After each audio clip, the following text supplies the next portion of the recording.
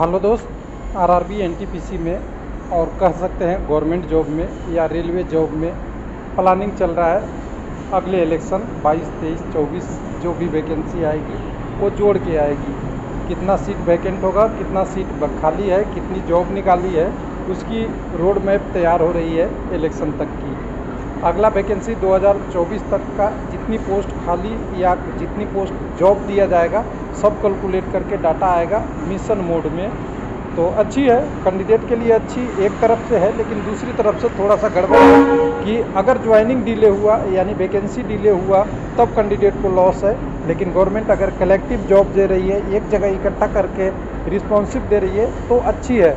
लेकिन ऐसा ना कि 2019 में वैकेंसी निकले और उसकी ज्वाइनिंग 2024 में हो, तब दिक्कत है। यानी 2022 में निकले, फिर जैसे एनटीपीसी का एग्जांपल दिया था वहाँ 2022 तक अभी प्रोसेस डिले है, 2019 ग्रुप डी और एनटीपीसी का दोनों का ही। इसी तरह एसएससी, इसी तरह मेट्रो रेलवे, इसी तरह जितने भी डाक विभाग, इसी तरह सभी अलग अलग का। और कुछ दिन पहले आपने ट्वीट देखा होगा हमारे पीएम साहब का, उन्होंने 10 लाख वैकेंसी के लिए जॉब के लिए बोला है, उसमें से 1.5 लाख जॉब रेलवे का भी है।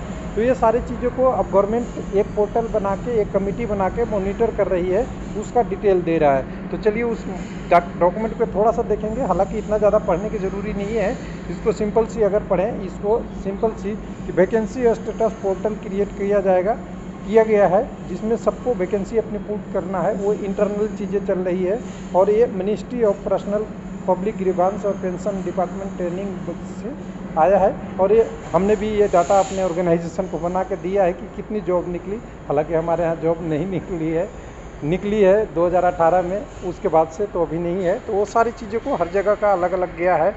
तो यहाँ पे filling of vacancy in mission mode, जिसका रोड मैप तैयार हो गया है। और रोड मैप का रास्ता यहाँ पे अगर देखेंगे तो सारी चीज़ें हैं कि जो भी वैकेंसी 2023-24 तक का रहेगा डायरेक्ट रिक्रूटमेंट का, उसको भी नया वैकेंसी में कंसीडर किया जाएगा, अकाउंट किया जाएगा। ध्यान दीजिएगा, ये एकदम बिल्कुल थोड़ा सा आपको लगेगा कि उस भाषा में नहीं लिखा है, लेकिन इसमें समझिएगा, considering the taken of the completion of the entire recruitment process direct recruitment vacancy likely to be arise on account of retirement during the 22-23, इसको भी जोड़ लेना है। मे बी एंटीसिपेटेड, आपको ये भी जोड़ लेना है कि 2023-24 तक कितने लोग और रिटायर करेंगे, उसको भी जोड़ के बताना है। और जोड़ के बताएंगे तो सिंपल सी बात है कि ये जोड़ के बता देगा कोई कि मेरे यहाँ मान लिए 20 लोग रिटायर कर रहे हैं, तो न्यू वैकेंसी में ये 20 लोगों को भी जगह मिल जाएगा।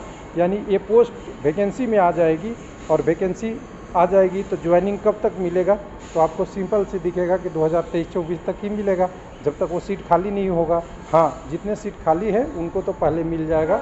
इसमें 15/9 तक डिटेल देना है सबको, और जो डिपार्टमेंट का भी इशू है उसको 20/9 तक बनाना है, प्रमोशन वगैरह का उसको भी देना है।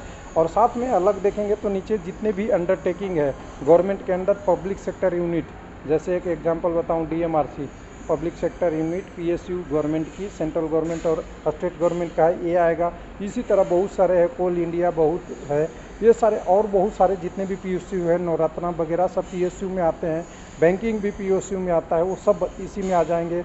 उसके बाद कोई गवर्नमेंट के अंदर ऑटोनोमस बॉडी है, उसका भी काउंट होगा, इंस्टीट्यूशन का भी काउंट होगा, और डायरेक्ट सेंट्रल गवर्नमेंट का तो काउंट हो ही रहा है, जैसे रेलवे, एसएससी वगैरह, ये सब तो डायरेक्ट भी काउंट होगा। और साथ में जितने उसके रिलेटेड है उसकी भी वैकेंसी को दे के 10 लाख की बात जो चल रही है उसी की चल रही है।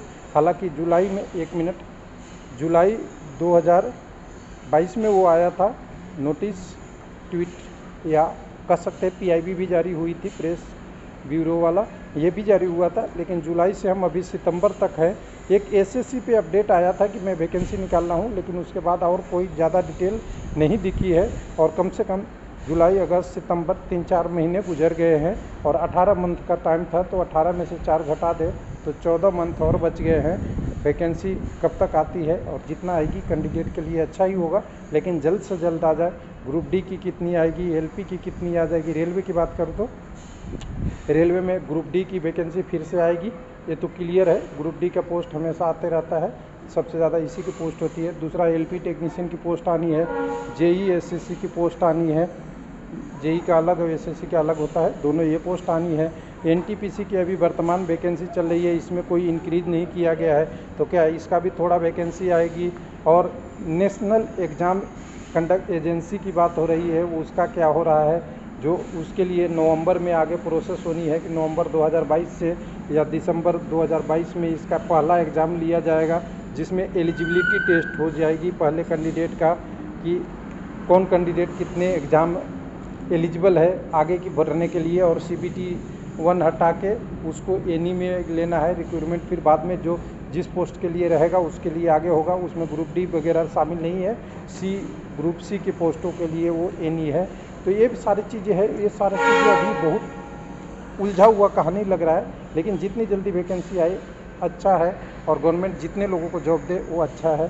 तो चलिए 2024 की तैयारी हम भी कर लेते हैं। 2024 तक का अब अगली वैकेंसी में सभी को इंक्लूड करके लिया जाएगा।